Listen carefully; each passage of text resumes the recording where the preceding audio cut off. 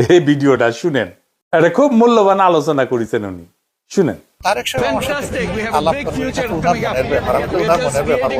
দলের সিদ্ধান্ত দলের সিদ্ধান্ত তো আমি একা বলতে পারবো না।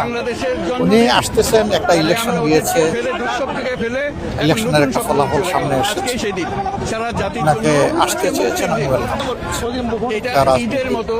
শিষ্টাচার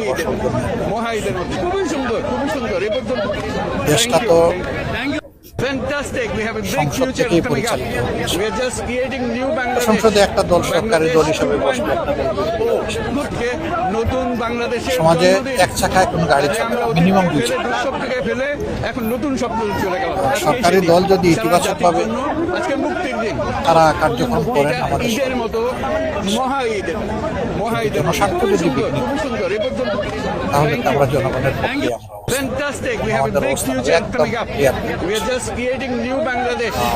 আপনারা দেখেছেন নতুন বাংলাদেশের জন্মদিন, কাজে আমরা অতীতকে ফেলে দুঃস্বপ্ন থেকে ফেলে এখন নতুন স্বপ্ন চলে গেলাম। আজকে এই সারা জাতির জন্য আজকে মুক্তির দিন, এই সোসাইটি আগাগোড়া মহা ঈদের খুবই সুন্দর, খুবই সুন্দর। 2 নম্বর হচ্ছে বিচার বিভাগ, বিচার বলতে কিছুই নেই। Fantastic, we have a big future এখানে coming up. একেবারে ইনকিলাব We are just creating new Bangladesh. এদের হাতে দেশ কিভাবে Bangladesh 2.0 এরা তো নতুন সবসময় নিজের বাংলাদেশের স্বার্থ, জন্মদিন, কাজে এই আমরা জায়গাটায় অতীতকে ফেলে এমন মানুষ দেওয়া দরকার যারা এখন নিজের নতুন স্বার্থ, স্বপ্ন চলে গেল। আজকে সেই দিন সারা জাতির জন্য 18 কোটি আজকে মানুষের মুক্তির দিন। স্বার্থ দেখে ইনকিলাব এটা ইনকিলাব ঈদের হইলে মতো কেউ আবার নেতা হইতে চায়। মহা ঈদের লজ্জিত। খুবই সুন্দর, এমন একটা আমার পকেটে ঢুকে আছে। Thank you. Fantastic. We have a big future coming আমরা up. স্বাধীন We বিচার are বিভাগ just চাই। creating new Bangladesh.